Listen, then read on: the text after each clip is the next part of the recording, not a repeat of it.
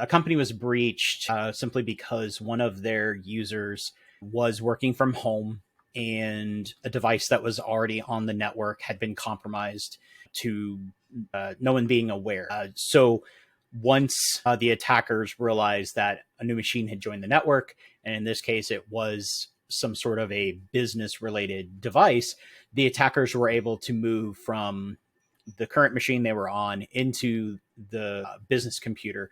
From there, because the business computer was trusted by the company, they were able to further access information. And in this case, they did actually use that to launch ransomware within the company's network. And it just shows that some of these tools that are out there can also be used by the attackers in the same way that a normal user might do so. So for SMBs and that with remote devices, it's important that you protect those machines with multiple layers of security. I oftentimes associate the cybersecurity to car safety. So most of the time, a business would deploy a simple antivirus tool onto each computer.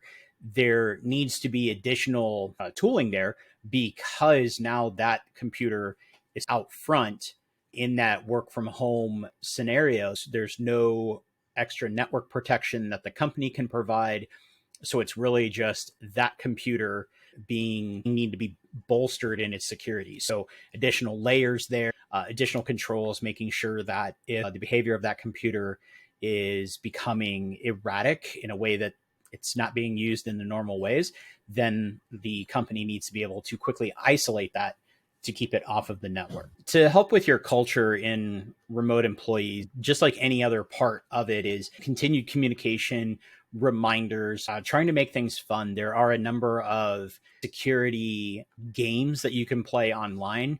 You can incentivize those. You can say, hey, do this on your work time, or let's have, instead of a long hour of training, let's have a short training where we just drill down onto one or two topics.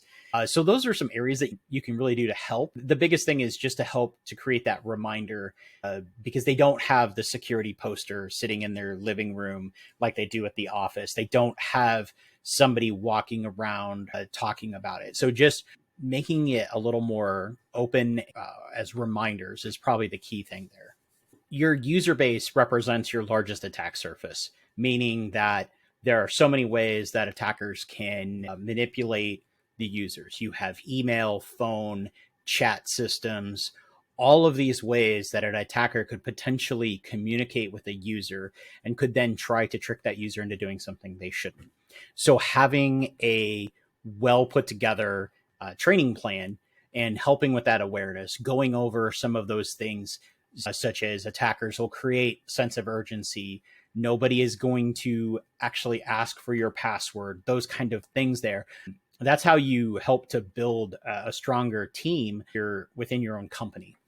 We actually here had somebody reach out to one of our staff members and had at least appeared to spend a few minutes on LinkedIn looking at my information, their information, and they reached out to them trying to elicit some information, trying to get them to open a file. And in this case, we were able to quickly fix this by that employee just sending me a message to say, do you need me to do this? This looks very strange. And the immediate answer was, no, that's fake. In that case, since we are a cybersecurity company, we sort of use it as an ability or a case study in a way to kind of bait that attacker a little bit more, try to figure out what maybe some of their intentions were. Having that well-trained group of people that can at least stop what they're doing and go ask somebody if this is real or not, that is hugely beneficial.